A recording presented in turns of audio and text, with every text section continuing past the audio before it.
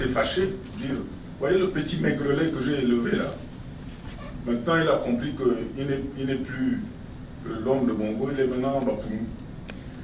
J'ai dit, tu te moques de mon ethnie. En fonction de ça, je vous comprends. Allez, continuez avec votre gouvernement. Vous voyez, ça c'est pour vous dire, est-ce que je n'aurais pas agi de la même façon? Si, il y a beaucoup. Vous allez voir dans le premier livre, les exilés de la pensée. Ceux-là qui ne partagent pas ce qui se fait, mais qui sont là, dans le pays, en train de subir, et qui ont la peur. La peur. Et le pouvoir sait que la peur, le peuple a peur. Il a peur de mourir, il a peur de boire du sang, et on joue sur la peur. On joue sur la peur. J'ai répondu profondément à ces deux questions, mais je ne pense pas avoir répondu à la vôtre. N'est-ce pas? Et la vôtre, comment ça se passe à l'intérieur? La mienne était tout simplement que, comme là, oui, c'est vrai qu'après on a l'impression que c'est une sorte de réponse, parce que là vous êtes tout brillant, et dans les années, on voit les gens de 60 jusqu'à maintenant, qui sont au pouvoir ou qui ont fait un turnover dans ce pouvoir, pour ne pas les plus capitaux. La majorité, c'est des gens qui ont des doctorats, qui sont des professeurs. Aujourd'hui, on a un sujet également. Je comprends. Voilà. Je comprends. Les gens ont étudié, mais ils n'arrivent pas à faire quelque chose. C'est le contexte. Moi, je vais vous dire quand même comment se faisaient les décisions. J'étais dedans. Les décisions se prennent par cercle concentrique. J'explique. Si le président qui est là, il juge que ça, c'est une affaire de mon ethnie, il va prendre les gens de son ethnie, même s'ils sont 3 ou 4, ils vont trouver la solution et la solution va s'imposer en tous. Moi-même, je l'ai vécu. Mon background, c'est les finances publiques. Quand le budget de l'État venait sur la table du gouvernement, le président m'appelait. Il me disait, mais regarde-moi ça. Et je n'étais pas ministre des Finances, j'étais ailleurs. Regarde-moi ça, critique-moi ça. Et si je trouve que le budget est mauvais, je le présente. Et le deuxième jour, il appelle le ministre des Finances. Il dit, voilà ce que dit Mabika. Il répète devant le ministre des Finances. Je répète. Quand il se rend compte que c'est mauvais, hein, quand on va en conseil des ministres, la décision est déjà prise. Il n'a même plus besoin d'écouter les autres ministres. Mais si dans les autres ministres, il y a des docteurs et des machins, ils ne vont même pas parler. C'est peut-être une révélation que je vous fais, mais c'est comme ça. C'est comme ça. Moi, j'ai posé une question fondamentale là-dedans, qui rejoint la vôtre. Mais pourquoi vous dénoncez maintenant? Pourquoi vous ne dénonciez pas avant? Est-ce qu'on m'a, dans ma vie, quelqu'un peut donner un exemple où j'ai été associé à la décision de tuer quelqu'un? Non, c'est pas parce qu'on est dans un gouvernement, c'est pas parce qu'on est associé à toutes les décisions, même les plus néfastes. C'est pas vrai. C'est pour ça que je vous dis, c'est fait par cercle concentrique. Il y en a qui élargissent, hein, certainement, mais c'est fait comme ça. Bon, allez, on y va. Madame, vous voyez, je n'ai même pas eu besoin de présenter le livre. Hein.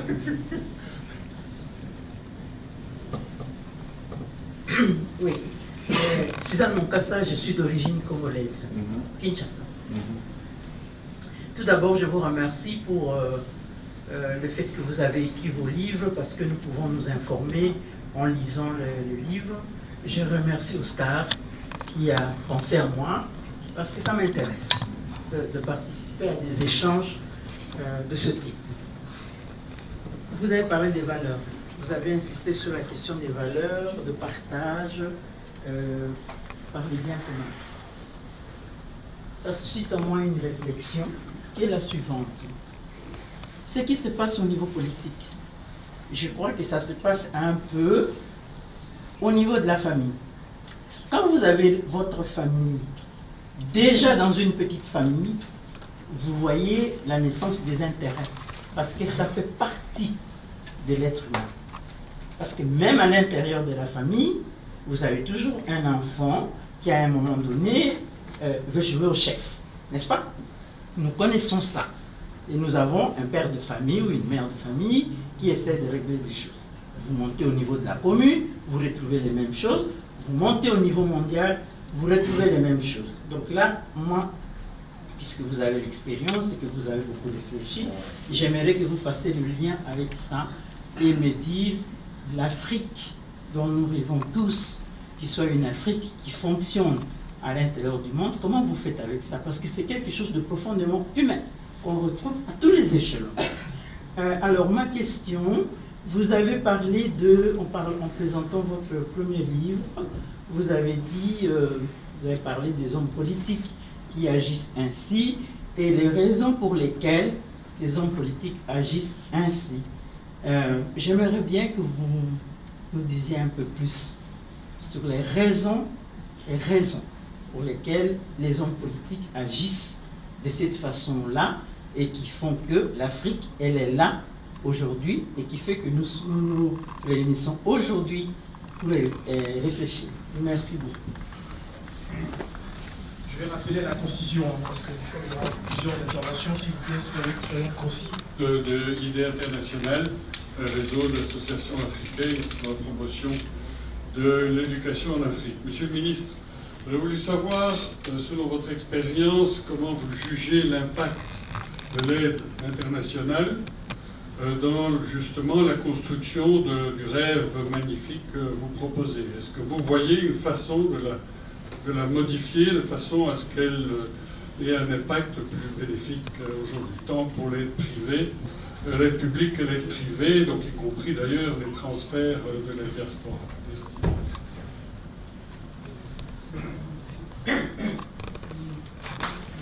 Merci. Merci. Bonjour, monsieur le ministre. Bonjour. Alors, une question, ou deux petites questions très simples. Et on va faire dans la concision. Première question, quel est votre regard sur le débat d'actualité, le franc CFA? Question simple. Une seconde question également simple, qui a un rapport également entre le politique et l'économique. Alors, le Gabon, c'est une sorte, au début des années 70 et 80, une sorte d'éponge de pétrole. Alors, 60 ans plus tard, c'est-à-dire les indépendances des années 60 à aujourd'hui, quel regard portez-vous sur la gestion de l'or noir au Gabon? Est-ce que c'est pour vous une malédiction, comme on dit, généralement, pour citer un auteur qui est l'un des fondateurs de l'OPEC, il a parlé du pétrole comme étant l'excrément du diable. Est-ce que vous estimez aujourd'hui que l'or noir au Gabon a servi au développement de ce pays? Sinon, quelles en sont les raisons? Pourquoi est-ce que le Gabon végète dans cet état aujourd'hui? Merci. Bien. On va répondre à ces trois interrogations. La première porte sur les valeurs, la deuxième porte sur l'impact de l'aide internationale et est-ce que j'ai des suggestions à faire à ce niveau. Et la troisième qui est en deux volets sur le CFA et le pétrole. Au sujet des valeurs, la valeur de partage n'est pas l'unique valeur que je mets en avant. Ma République, c'est celle de recourir aux valeurs traditionnelles. Chaque pays a ses valeurs traditionnelles. Les valeurs traditionnelles que j'ai identifiées, quand je suis venu à Terre-Vilaine, regarder la paperasse, etc. Je dis, un chef, c'est celui qui est bon et utile. Quand tu es bon, tu es utile, c'est important, c'est l'éthique que je donne. Un chef, un bon chef, il doit avoir des valeurs de l'humanisme. Il doit placer l'homme au centre de tout. Parce que si tout ce que tu poses comme acte, si tu es conscient que c'est pour les hommes, c'est pas contre les hommes, il y a des choses que tu ne vas pas faire. Tu ne vas pas tuer des gens parce qu'ils ont voté contre toi. C'est pas possible. Parce que c'est du but humain. Même si ce n'est pas toi qui prends le couteau, tu as donné un ordre de tuer. C'est des vies humaines. À partir de là, tu définis, c'est ça mon modèle, tu fais définir des droits et des devoirs. À partir des droits et des devoirs, tu définis les politiques. Quand je dis mes concitoyens ont le droit de manger à leur aise, tu es obligé de définir une politique d'emploi pour donner du travail à tes concitoyens, parce que le travail entraîne un salaire, le salaire c'est de l'argent et ça permet de nourrir une famille. Et ça, vous êtes de la RDC, ça peut être accepté quand même en RDC, ce que je dis. Hein? Ça peut être accepté au Tchad, puisque le Tchad ne peut pas accepter cette valeur-là. C'est ça, ma République. Je veux prendre un autre exemple que j'ai développé, le droit de propriété. Chez nous, dans nos traditions, je puisse toujours dans nos traditions, on avait, moi chez moi on dit, on ne donne jamais un balai, un chasse-mouche à un étranger. Vous allez dire, mais vous aussi vous êtes alors sectaire, vous faites de l'apartheid. Mais c'est une valeur de mon pays, de mon terroir. Dans mon village, je ne veux pas dire à un étranger qui vient, et puis pour qui c'est toi le chef, mais il connaît quoi des traditions? C'est le droit de propriété. Si j'appartiens à la terre Katunga, par exemple, c'est parce que je suis de cette terre Katunga. C'est le droit, ça m'appartient à moi. Ça m'appartient à moi. Si ça m'appartient à moi, c'est pas un autre qui va venir commander. Le chef doit venir de ma terre. Et je fais par extension de ce droit de propriété, le pétrole qui sort du Tchad, du Gabon, là je réponds à sa question, il appartient à tous les Gabonais, à tous les Tchadiens ou à tous les Guinéens. Et parce qu'il appartient à tous les Tchadiens, tous les Guinéens, tous les Gabonais, moi qui suis gestionnaire de ça, je le dois de rendre compte, je ne suis que porte-parole. Je disais l'autre jour à Paris, moi j'avais un oncle qui me disait que quand il y a la palabre africaine, ne cherche pas de solution. Tu écoutes tout le monde. Et la solution, elle sera donnée même par quelqu'un. Tu n'as même pas à trop chercher. Et il était célèbre pour régler les problèmes. Il était vraiment célèbre. Chez nous, au Gabon, on a un conflit. Le Gabon est divisé en deux. On a un conflit politique qui est né d'une élection qui est contestée. On pense à l'Europe pour venir résoudre un problème qui est national. Enfin, on pense à l'ONU pour venir résoudre un problème national. Mais pourquoi on ne pense pas à l'utilisation des valeurs traditionnelles? Quand il y avait un conflit chez nous, qu'est-ce qui se passait? On réunissait les partis. On se mettait dans le corps de garde. Est-ce que quand on se mettait dans le corps de garde, on allait prendre des villages qui sont dans le nord pour venir trouver, pour venir... Si on vit déjà avec ça, vous allez... Moi je n'ai pas fait anthropologie ou littérature, etc. Mais ce que j'ai fait est derrière. Je regarde le devant. Je regarde. Un conflit comme celui-là, moi je propose qu'on trouve des sages qui vont être élus suivant des critères objectifs. Ce n'est pas des gens qui vont appartenir à un parti ou à un groupe. Ces gens-là, nous savons les choisir. Quel que soit le système, nous savons les choisir dans notre pays. On leur donne la légitimité. On met entre parenthèses nos constitutions, puisqu'elles ne valent rien, n'arrivent pas à résoudre ces problèmes-là. Et puis, les gens vont s'asseoir. Ils vont dire, si c'est X qui gagne, qui commande, ou si c'est X notre chef, et parce qu'on aura donné avant cette légitimité à ce groupe-là, de sages, la sagesse, ce n'est pas seulement l'âge, hein, à ce groupe-là, vous allez voir qu'il y aura une solution à un conflit qui dure aujourd'hui depuis 3 ans et qui ne permet pas d'avancer au plan économique et social et politique. Les intellectuels m'ont dit, mais c'est utopique. C'est utopique. Pourquoi? Qui va donner ce feu vert-là? Moi, j'ai répondu. Il y a des intellectuels qui m'interrogent, même au téléphone, là, quand ils disent ça. J'ai répondu, mais celui qui va donner ce feu vert, c'est celui qui est au pouvoir. Moi, j'ai assisté aux accords de Paris. Il y avait un conflit de même nature. C'est celui qui est au pouvoir qui a donné le feu vert pour aller faire des accords de Paris. On est resté à la porte-maillot pendant 1 mois. Toutes les parties. Il n'y avait pas les sages, mais les hommes politiques. Pour résoudre, on a mis entre parenthèses la Constitution.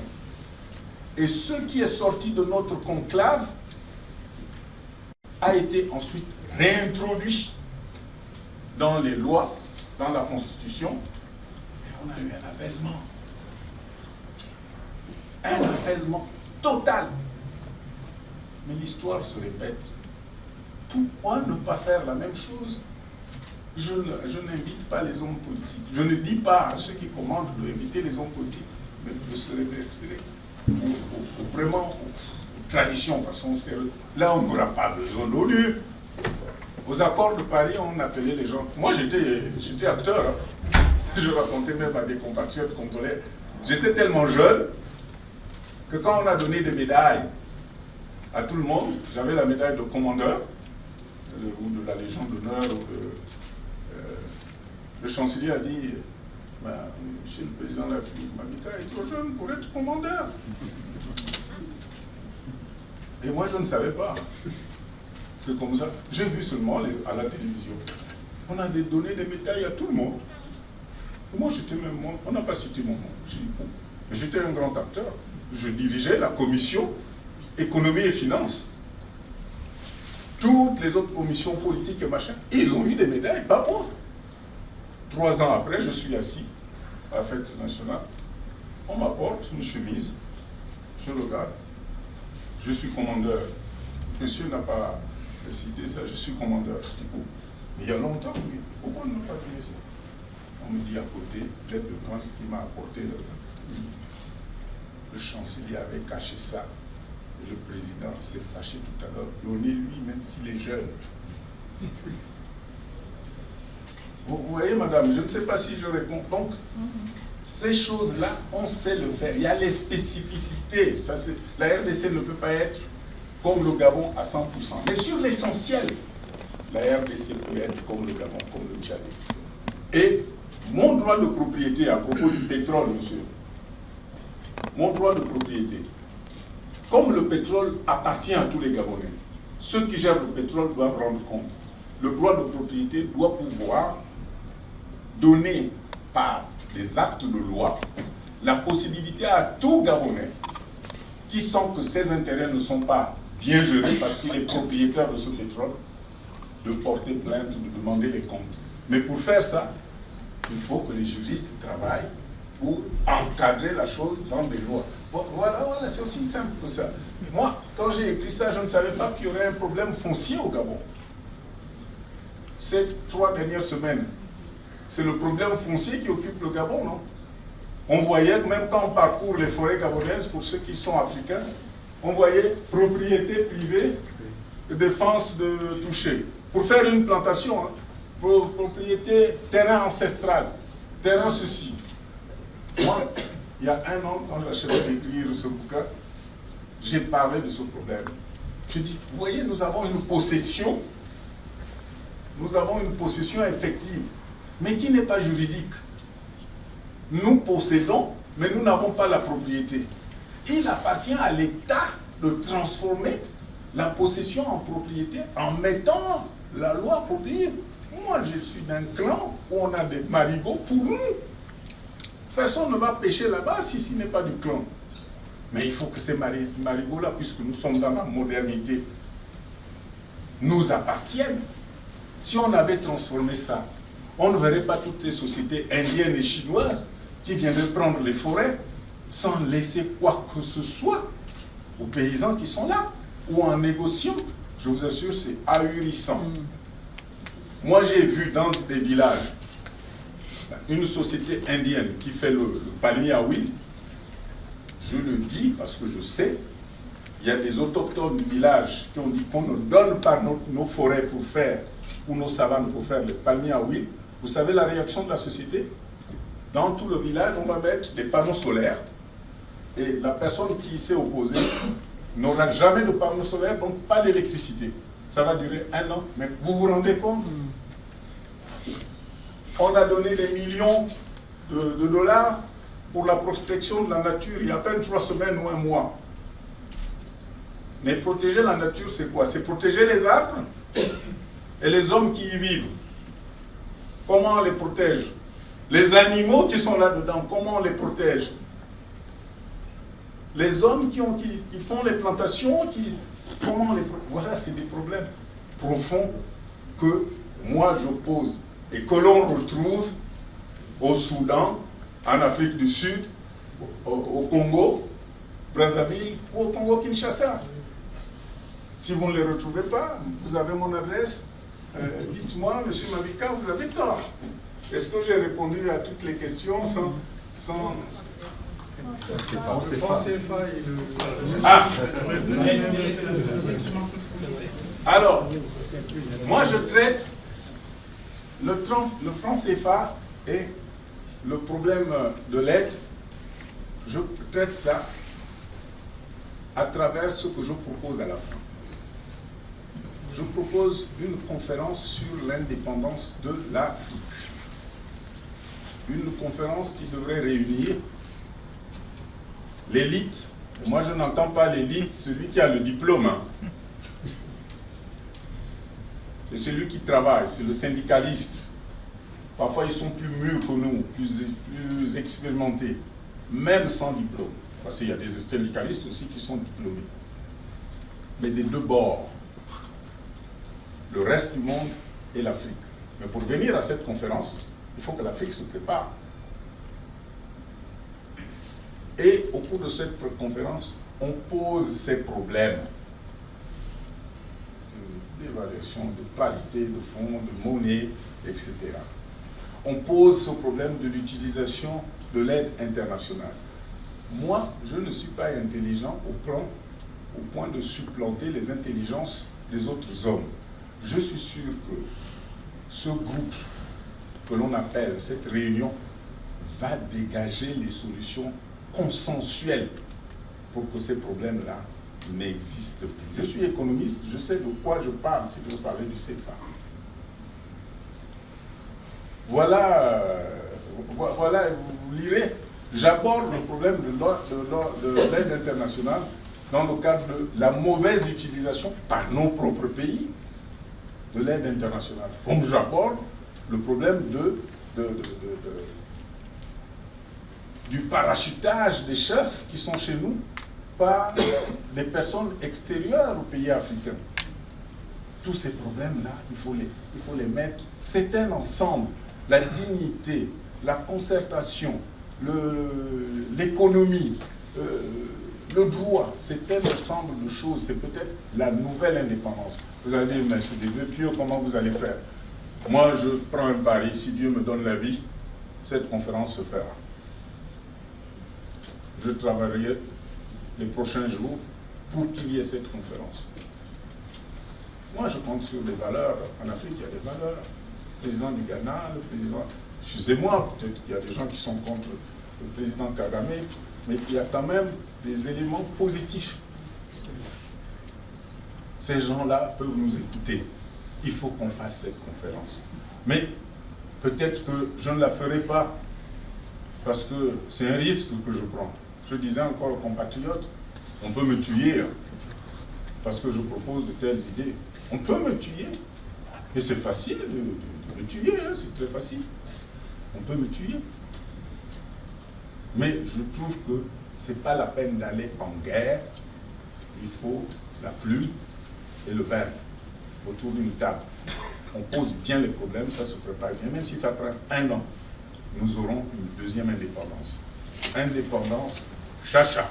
Et là, nous danserons la vraie indépendance.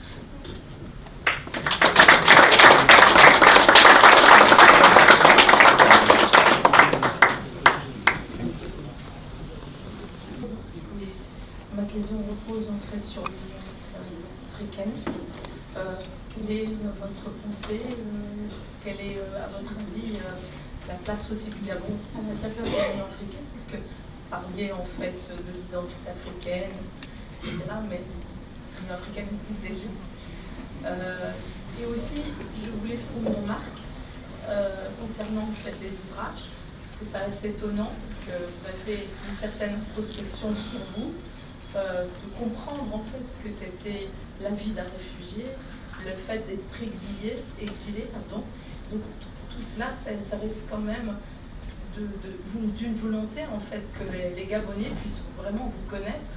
Est-ce que pour vous, vous vous sentiez un peu éloigné du fait que vous étiez au gouvernement par rapport à la place et le rapport qu'on peut avoir avec le citoyen? Voilà, merci beaucoup. D'accord.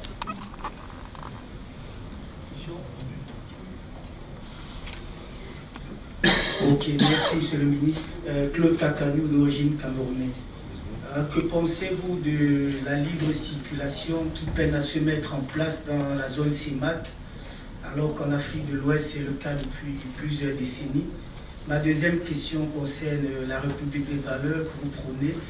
Que pensez-vous de l'influence des loges franc-maçonniques, maçonniques et autres religions dans la politique africaine? Merci. Ça, c'est tellement question.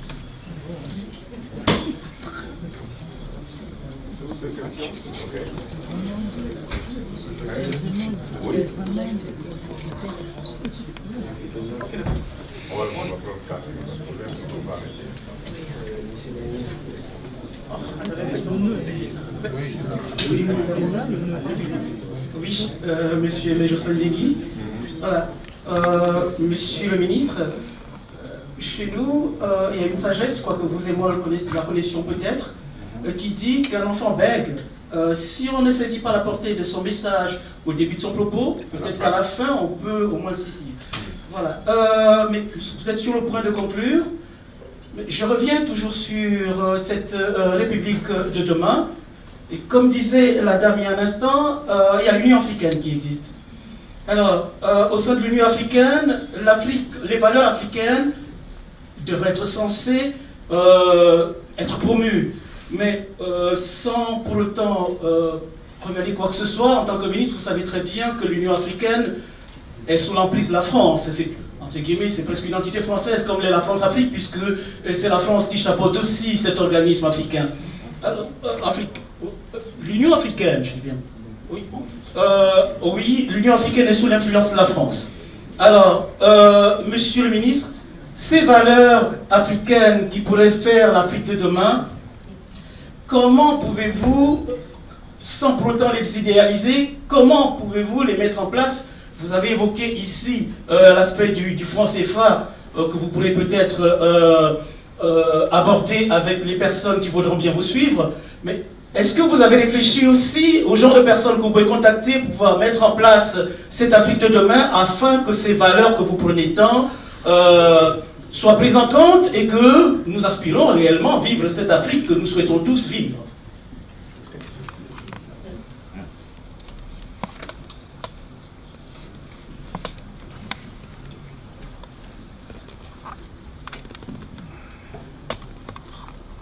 Monsieur le ministre, je me présente Marcel Gabon et j'étais en poste au Gabon entre 1997 et 2002. Donc c'était la période, je pense, qui correspond à celle que vous avez évoquée tout à l'heure. Tout à fait.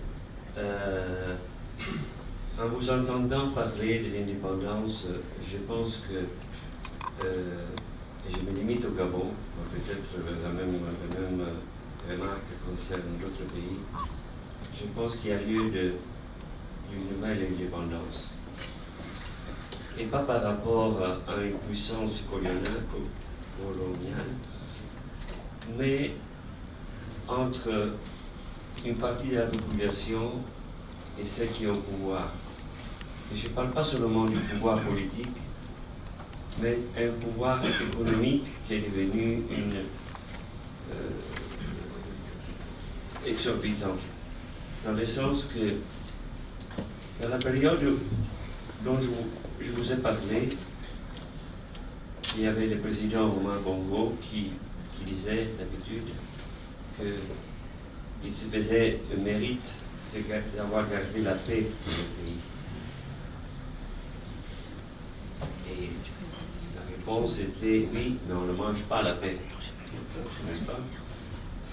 Mais il a passé à l'étape suivante et il avait l'habitude de donner aux opposants, l'Arabie Saoudite, ainsi de suite, pour faire un exemple. Ou bien de concéder des sociétés à droite, à gauche, et pas seulement une certaine ethnie, il avait une certaine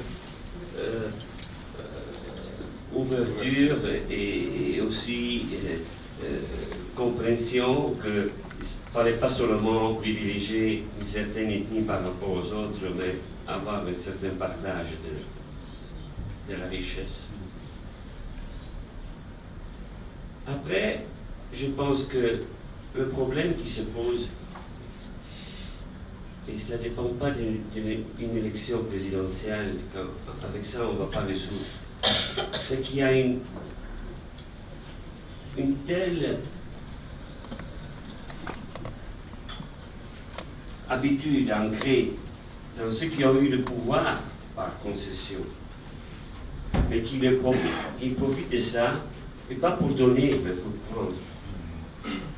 Et ça va dans la production pour pouvoir promettre des emplois pour lesquels il faut payer, ou pour avoir des stages, commission de stages pour envoyer des étudiants à l'étranger pour lesquels il faut payer. Le certificat à la commune, pour lequel il faut donner 10 000 francs, sinon on ne sort pas les papiers. Donc. Et là, il y a une différence entre les sujets qui sont obligés de passer à travers toutes ces tracasseries et ceux qui sont au pouvoir. Et je pense que ce problème va prendre des générations pour se résoudre. Ce n'est pas une élection politique d'un président ou d'un changement, parce que c'est tellement ancré dans les mœurs et je ne dis pas, certaines choses font partie aussi des sociétés européennes, hein, il n'y a pas de question de peau. La question initiale, c'était, voilà, la nouvelle indépendance par rapport à ce type de pouvoir. Merci. Sincèrement, on est vraiment pris par le temps, mais il y a vraiment des exigences aussi par rapport à la location. Je parle sur le contrôle, monsieur le ministre. Je pense qu'il y a des interventions qui pourront être réitérées, il y a des conclaves qui pourront aussi être réitérées, des concertations, des discussions aussi en aparté. Donc, on va prendre la dernière série. Bien. Merci beaucoup, monsieur le modérateur. Merci beaucoup, Excellence. La République des valeurs et l'indépendance que j'appelle de tous mes voeux n'est pas une indépendance uniquement par rapport au reste du monde. La République des valeurs, c'est l'abandon des contre-valeurs à l'intérieur des mêmes pays. L'autre va dire, mais vous étiez là-bas, donc vous étiez un grand voleur, vous avez un machin, tout ça. Vous voyez, si j'étais un grand voleur, il faut que j'abandonne le vol. D'accord? C'est ça. Si je participais à la corruption, il faut que j'abandonne la corruption. Si si je faisais de ma politique des règles qui ne soient pas égalitaires, le traitement d'une ethnie, non pas dans la promotion, non pas en fonction de la compétence, mais en fonction du clientélisme. C'est ça aussi les valeurs. Je dois abandonner ça. C'est ça les valeurs. Dès lors que tu es chef, il faut tenir... Ton village, ton petit village n'existe plus. Ton village, il est macro. Tu dois abandonner ça. C'est peut-être des rêves. Mais moi, je pense, je suis d'accord avec vous. L'indépendance dont je parle, ce n'est pas une indépendance uniquement par rapport au reste du monde pour dire traitez-nous correctement. Nos richesses, ce n'est pas vous seulement qui devez les exploiter. Partageons-nous le produit de notre pétrole ou du cobalt ou nos biomes correctement. C'est aussi à l'intérieur. Quand nous recevons un don, une aide, utilisons-la ou utilisons-le ou utilisons-la avec efficience, avec efficacité, que ça tombe là où ça doit aller. C'est cette République-là. Je veux reprendre un mot, c'est un changement de mentalité. Mais c'est un discours. Vous allez dire peut-être c'est un discours pieux.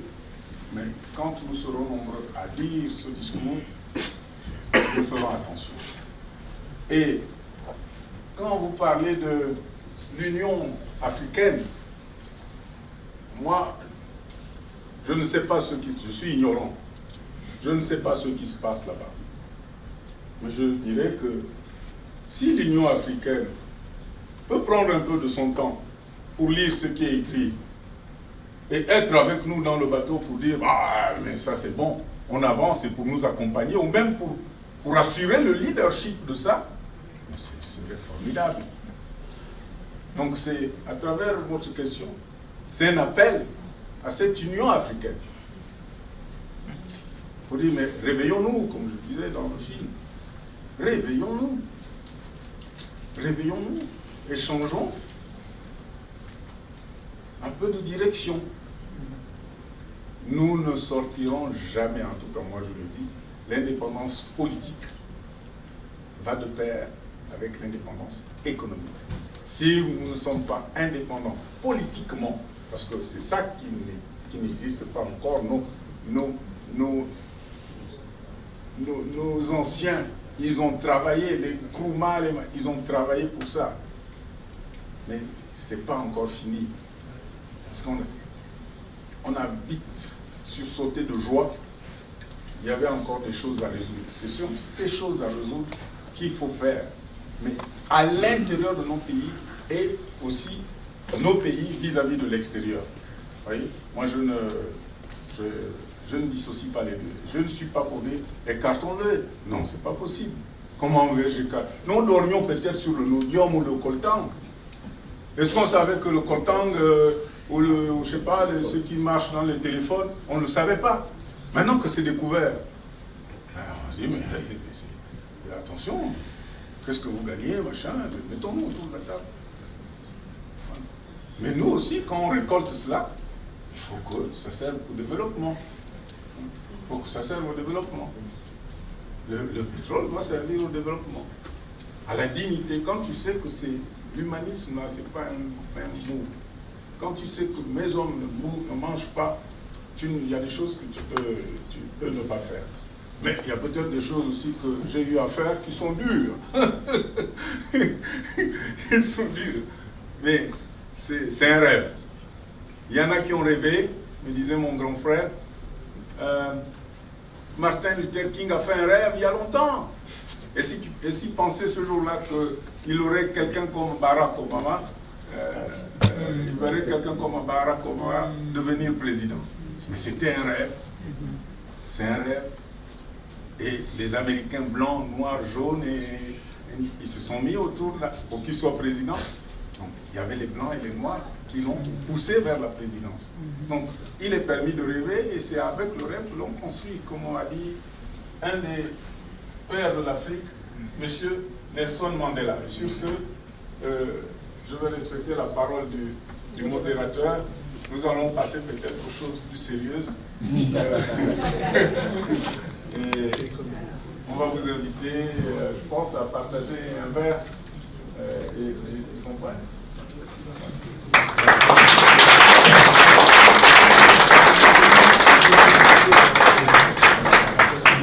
Merci beaucoup, Monsieur Malika Mouyama, merci beaucoup, Monsieur le ministre, et merci à vous qui avez répondu si nombreux à notre appel. Merci d'être venu. Il y a probablement encore d'autres questions. N'hésitez pas à cuisiner Monsieur Malika Mouyama pendant le cocktail, puisque, dit-il, c'est là que les choses sérieuses se passent.